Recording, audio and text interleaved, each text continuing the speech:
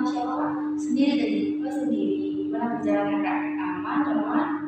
Tadi itu mampir bentar, kayaknya ada sedikit. Oke Kak, kalau apa ya kita perkenalan dulu nih dari saya dulu apa ya?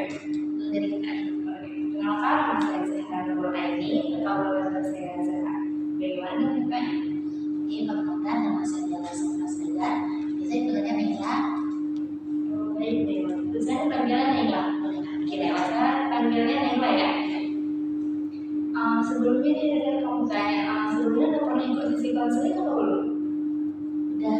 Oh, udah pernah ikut sesi konseling, berarti ini yang keberapa ini?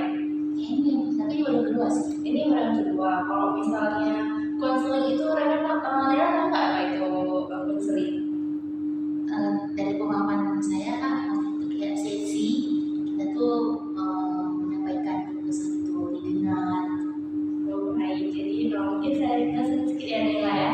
Jadi konseling itu adalah proses pemberian bantuan dari seorang ahli profesional konselor itu sendiri kepada Rega yang membutuhkan. Nah, tujuan saya di sini adalah membantu Rega, membimbing Rega untuk menghadapi masalah yang akan Nela alami, yang sedang Nela alami. Nah, Rega perlu ingat peran kita di sini hanya sebagai pemimpin kamu untuk keputusan akhir. Semua keputusan akhir itu ada di tangan kamu dan kamu menentukannya. Nah, di sini saya harap kamu aktif ya untuk menceritakan apa yang kamu rasakan tanpa ragu dan takut, karena di sini kita ada asas kerahasiaan di mana begitu kita keluar dari ruangan ini, apa yang kita bicarakan hari ini tidak akan kita bicarakan pada forum-forum yang lain. Ya mungkin itu aja. Kalau misalnya gimana nih perasaan Anda nih mengikuti sesi konseling yang sekarang ini? Alhamdulillah senang ya dikasih kesempatan lagi ini karena jujur setelah menyampaikan tuh jadi ada lega gitu kan, ada yang bisa kita kasih tahu orang karena nggak mau juga kalau benar sendiri. Baik, terima kasih ya udah datang hari ini. Ada perasaan gugup nggak nih Nela datang hari ke sini untuk melakukan sesi konseling? Oh enggak, memang ini yang di luar tapi nggak gitu karena memang ingin bercerita hari ini. Keren banget ya Rega ya, soalnya beberapa tuh yang kali kedua masih gugup. Nah, jadi Rega harap Rega ini bisa menceritakan apa yang Rega rasakan itu dengan baik dan terbuka. Nih, kalau mau tahu apa yang membuat Rega tuh datang ke sini hari ini, apa yang membuat Rega untuk ingin diceritakan pada hari ini? Jadi dia mau pergi cerita tuh karena dia orangnya enakan, profesor ya. Jadi sebenarnya awal-awal itu bukan jadi beban buat Ella, karena Ella masih menganggap itu suatu hal yang pasti sangat beda diri. Tapi lama-lamaan udah ada rasa kayak capek gini gitu. Karena Ella itu senang membuat orang bahagia, tapi terkadang sampai lupa bahwa kebahagiaan diri sendiri itu yang paling penting. Nah, karena orang yang enakan ada tuh menerima semua ajakan ataupun apapun orang katakan itu Nela lakukan gitu. Karena Nela merasa ketika mengiyakan permintaan dan permohonan orang itu jadi energi buat Nela. Tapi lama-lamaan setahun belakangan ini tuh merasanya berat kali. Jadi ada rasa kadang tuh nggak mau diganggu, dia mau sendiri. Nanti udah jalan kayaknya udah hampir 3 bulan, Nela banyak nolak ajakan-ajakan orang yang dulu mungkin terkesannya kami dekat karena Nela mengiyakan semuanya, tapi sekarang 3 bulan terakhir Nela udah memilah-milah nih siapa yang bisa, siapa yang nggak perlu. Dan setelah Nela itu, Nela merasa Nela lebih aware sama diri Nela sendiri. Walaupun awal-awalnya Nela ngerasa sampai berpikir berkali-kali untuk menolak suatu ajakan, untuk sekedar bilang enggak ataupun tidak itu mikir itu sampai berkali-kali, tapi lama-lama udah berani bilang enggak, udah berani bilang tidak. Tapi tapi rasa khawatir itu masih ada di hati Nela. Kayak ngerasa, karena Nela ngerasa setelah Nela menerapkan itu, lama-kelamaan orang itu menjauh, mulai kasih jarak dengan alasan Nela udah berubah,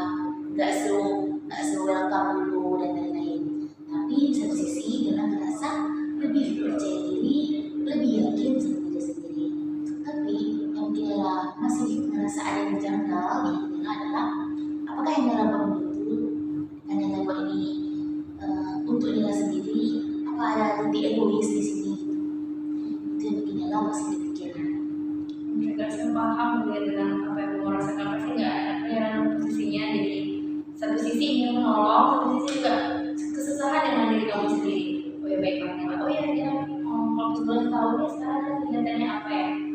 Sekarang Nela udah semester 6 di kampus, sekarang lagi disuruh proposal, ya pelan-pelan. Nela juga, alhamdulillah Nela bukan orang yang sering ke listrik ya, walaupun kawan-kawan udah duluan, adalah nggak terlalu ke listrik, cuma yang bisa Nela lakuin bakal Nela lakuin pelan-pelan. Kegiatan lain alhamdulillah Nela udah hampir sebulan ngajar di TPA. Niatnya pertama adalah mengisi waktu-waktu kosong, biar nggak terlalu memikirkan pendapat orang lain. Jadi niat daftar alhamdulillah lewat, walaupun ya seminggu cuma 3 kali, tapi bertemu dengan anak-anak, mereka bercerita, mereka menganggap Nela tempat sadaran, jadi obat pengganti untuk Nela setelah Nela ya jarang main sama kawan-kawan dengan alasan dia menolak ajaran-ajaran mereka. Tapi dengan mengisi belajar mengajar, Nela menganggap itu menambah energi Nela, walaupun Nela pertamanya agak ragu, tapi setelah berpikir, setelah bertanya ke orang tua, ternyata manfaat mengajar itu bukan dari materi yang Nela dapat atau bayaran Nela dapat, tapi berkah kesempatan untuk belajar lagi. Nah, keren sekali ya, kamu dalam keadaan mengimbangi antara kamu, kawan kamu dan kamu, dan juga proposal ya di semester 6 ya. Tapi kamu juga tetap memilih untuk jadi kesibukan yang sangat luar biasa yaitu mengajar TPA. Nah, kan kamu tadi di semester 6 ya kamu bilang. Kamu boleh tahu kamu fakultas apa di jurusan? Nela sekarang di jurusan hukum keluarga di Fakultas Syariat Hukum UIN ini. Dan Nela tadi kan dari cerita Nela yang pertama itu Nela merasa keenakan nih. Nah, ajakan-ajakan seperti apa yang membuat Nela tuh kayaknya saya ingin berlima gitu. Jadi saya itu orangnya saya lagi berusaha menabung nih, karena ada rencana yang mau saya jalankan setahun ke depan. Jadi saya sudah mengatur keuangan dengan sebaik-baiknya, tapi di satu sisi karena saya orangnya extrovert ya, saya merasa juga berteman merupakan energi bagi saya. Tapi terkadang saya masih nggak bisa nih memilih teman mana nih yang seharusnya saya iakan ajakan atau tidak. Diajarkan bermain, terkadang saya bahkan menyampingkan kewajiban untuk mengutamakan ajaran mereka. Jadi setelah itu saya merasa itu salah. Salah satunya adalah ketika saya mengabaikan kewajiban di rumah, lalu pergi main dengan teman dengan alasan ya udah diajak kalau nggak ikut kemudian nanti ke depan nggak diajak lagi. Nah, kewajiban di rumah saya itu saya tinggalkan. Akhirnya di rumah saya keteteran. Itu salah satu ajakan teman saya. Memang ajakannya simpel, tapi seharusnya karena simpel lah saya berani menjawab tidak. Karena rasa kebenaran saya lebih besar, saya malah tidak berani bilang tidak. Dan kalau boleh tahu nih, teman yang sering mengajar itu kampus atau teman lama gitu. Sebenarnya saya tuh menganggap semua teman saya itu adalah berkah, rahmat dari Allah, karena saya merasa bersama teman tuh betul mengisi energi saya. Jadi saya tidak pernah memilih diri, bisa merobohkan teman-teman itu, tapi ya saya tidak memahami situasi saya sendiri. Apakah saya bisa nggak untuk ajakan itu, mau itu teman lama, mau itu teman kampus. Jadi di sini memang salahnya diri saya sendiri yang nggak bisa memposisikan diri saya. Untuk teman-teman saya rasa nggak ada salah, karena untuk jawab tidak itu hak dari diri kita sendiri ya. Kalau boleh tahu di negara teman yang sering mengajak Nela nih untuk berpergian itu teman yang di kampus kah atau teman dari masa kecil? Sebenarnya yang sering saya tolak itu baru-baru ini adalah teman lama. Alasannya karena saya pencapaian mereka. Jadi saya memikirkan untuk jangan ketemu dulu aja. Kalau memang karena rasa iri hati itu kadang-kadang nggak bisa kita kontrol ya. Jadi rasanya saya menolak ajakan teman-teman. Mereka dari yang kita tadi ini karena dia bilang kan saya tadi bilang kalau misalnya di kampus pas proposal Anda tidak terdistract dengan teman-teman kampus Nela. Tapi kenapa tadi begitu jumpa dengan teman lama Anda terdistract dengan pencapaian tersebut? Kan di kampus kan juga proposal itu kan sebuah pencapaian juga. Mungkin karena di kampus itu dalam melihat kami berjuangnya sama-sama. Jadi ketika Nela melihat orang yang Nela sudah maju ke langkah, itu jadi motivasi buat Nela rasa bersyukur, bangga. Tapi ketika lama-lama kan Nela nggak tahu perjuangannya. Jadi Nela hanya melihat dari sisi seru-serunya, sisi keren-kerennya saja. Itu yang bikin Nela minder. Padahal kan seharusnya Nela memikirkan bagaimana usaha dia di belakang. Tapi karena itulah jalan teman lama, jadi jalan ketemu, kita hanya melihat sisi-sisi kerennya saja. Karena perjuangan dia di belakang mungkin sangat besar. Kalau misalnya belum pernah tanya atau alasan gagal selain menolak ajakan teman-teman karena tadi belum berkewajiban, ada nggak rasa hal lain mungkin ada sesuatu hal yang buat kayaknya saya nggak mau lagi deh diajak makan ini selain hal tentang kewajiban mereka tadi belum menemukan kewajiban di rumah dan kedistract dengan pencapaian yang lagi kemalaman terima. Kayaknya nggak ada sih. Memang semakin lama energi saya sudah semakin sedikit. Jadi makanya saya harus pilih nih yang mana yang bisa saya ambil energi. Karena saya nggak mau ketika saya keluar itu nggak mendapat energi, malah mengurus energi saya. Tadi kan juga dibilang sekarang aja di TPI. Ya. Apakah TPI itu mengganggu dan mendistract kegiatan aja di kampus seperti proposal? Alhamdulillah sampai bulan terakhir ini, 1 bulan terakhir ini belum terdistract, semoga enggak ya. Tapi ya di TPI itu saya belajar untuk ngatur waktu sama hati kesabaran aja. Jadi belum ada distraksi karena ya kami cuma jumpa 3 kali dan durasinya cuma sehari itu 2-3 jam aja. Baik, jadi kadang-kadang ketika menolak ajakan teman ada perasaan sedikit khawatir, takut. Itu khawatir atau seperti apa yang Anda alami? Pas awal-awal tuh Nela ngerasa khawatir gak enakan gitu. Jadi sampai meminta maaf berkali-kali dengan ajakannya. Tapi lama-lamaan nggak minta maaf lagi, cuma berani bilang tidak. Tapi rasa enakan itu masih ya. Sampai tuh Nela ngerasa, jadi Nela kan kalau kita main pasti kita buat story nih. Jadi Nela tuh ngerasa kayaknya aku ini nggak usah buat story deh.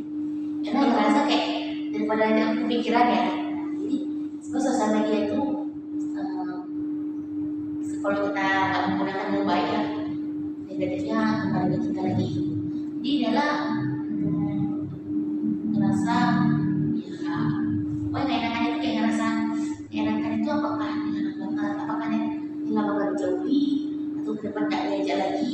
Tapi yang Nela rasakan sekarang memang iya ada beberapa kali diajak lagi dijauhi, tapi dan plusnya adalah Nela udah nggak sekhawatir pertama di awal berubah gitu, udah ngerasa enjoy aja gitu.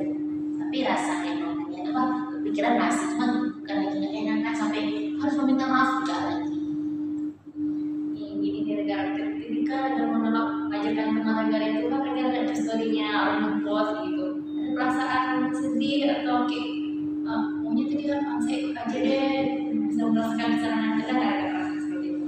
Keseringan dulu saya mempertanyakan itu lagi ke saya sendiri. Tadi bagian aku udah benar nggak ya nggak ikut. Jadi bukan kamu mempertanyakan apakah jika aku ikut apakah akan sesuruh itu atau sedikit lagi kembali ke mempertanyakan ke diri sendiri. Jadi sering ragu ya, walaupun udah bilang enggak, tapi rasa ragu itu masih kuat gitu. Makanya salah caranya adalah bilang nggak boleh story. Begitu ya. Tapi kadang-kadang loh misalnya dengan apa namanya dengan diajak tadi ada perasaan sedih juga ada kadang-kadang pada diri sendiri ini keputusan tepat ya, tapi tetap mendistrik hal tersebut dengan tetap fokus dengan sumber proposalnya, tetap mengajar TPA, gitu. Oh ya, saya mau bertanya Kak. Menurut Kakak dengan cara kita mengalihkan nih rasa khawatir dengan kegiatan-kegiatan tadi, apakah itu saya lari dari masalah atau itu bentuk penyelesaian masalah bagi saya? Kalau menurut saya sendiri nih ya, ketika ada hal yang buat saya khawatir, sedih, itu pasti kita mengalihkan pikiran tersebut ke hal yang lain. Dan kalau misalnya dalam kita pengalihan itu kita cari hal yang negatif, itu menurut saya kematian. Tapi kalau misalnya kita cari pelajaran tersebut dalam hal positif, itu menurut saya kembalian. Jadi saya mengerjakan hal rasa khawatir itu dan diri saya, dan juga menurut saya itu menolak ajakan orang itu dalam hati juga. Kalau misalnya karena semuanya karena kita sendiri yang tahu prioritas mana yang kita utamakan. Kalau menurut Nela tadi prioritas apa yang menurut Nela yang paling utama? Mungkin kan Nela juga merasa kalau sering-sering kali main tuh tadi prioritas tabungan Nela pertama, terus prioritas hal yang lebih penting ya kewajiban di rumah, atau mungkin menaikkan sholat, jadi sering sholatnya keteteran, gajinya bolong, itu mungkin nggak sempurna berpengaruh karena bermain, tapi karena ada beberapa kali itu setelah bermain jadi capek, jadi nggak merasakan yang kegiatan tadi. Nah makanya kita berpikir kita mengalihkan ke kegiatan lain yang menguras tenaga juga sebenarnya, tapi Nela merasa happy dapat kegiatan itu daripada duduk terus menerus gitu kan. Tapi di sisi Nela merasa apa ini bentuk egois doang, yang merasa yang gimana ya, mau jauh tapi buat kegiatan lain gitu. Makanya Nela tuh sering kayak berencana melakukan plan A, B, C, D gitu kan, nggak memberitahu siapapun karena Nela merasa terkait beberapa bulan sendiri lebih tenang. Nela pun terkejut kok bisa ya seorang Nela yang membutuhkan energi dukungan dari orang lain, tapi kali ini merasa ketika sendirian itu banyak hal muncul, dan Nela merasa Nela nggak tahu apakah yang terjadi di orang lain atau enggak, tapi ketika Nela sendiri Nela merasa banyak keajaiban datang, baik itu orang yang berbuat baik, baik itu kesempatan. Jadi Nela merasa sekarang tuh berdiri sendiri itu lebih enak, tapi rasa khawatir tentang ditinggalkan ini yang masih berduka seperti itu. Selama negara tidak menolak ajakan teman-teman, apakah kegiatan dari kegiatan kewajiban seperti sholat tadi terlaksana dengan baik? Iya, jadi itu semua lebih teratur. Adalah jam segini udah harus di TPA, jam segini udah harus di perpustakaan, dan tanpa menunggu nih. Saya kalau kita ngajak teman nih kayak aku jam segini ya, ataupun jadi Nela ngerasa agak stuck gitu. Sebenarnya nggak bisa disalahkan ke teman-teman Nela ini karena posisi Nela, karena Nela selalu ingin membuat mereka itu nyaman di samping Nela. Padahal itu nggak berarti itu semua kewajiban Nela. Bagaimana respon teman-teman Nela ketika ajakan tersebut? Jadi yang lucunya adalah sekali dua kali mereka kayak oke, yang selanjutnya bilang alah nggak asik kali ini Nela, dan tapi Nela masih kayak enjoy, belum terlalu distract. Tapi ternyata Nela menyadari bahwa ada orang yang segitu menurutnya kok Nela jarang main, sampai mereka mau Nela kayak bertanya ada masalah enggak, sebenarnya nggak ada masalah sebetulnya, tapi maksudnya adalah kembali ke Nela tiba-tiba merasa lebih suka sendiri aja, bukan gara-gara ada masalah gitu. Jadi ya sama mereka kita nggak tahu ya di belakang ya, mungkin di depan biasa atau di belakang, tapi Nela jadi itu proses aja ya.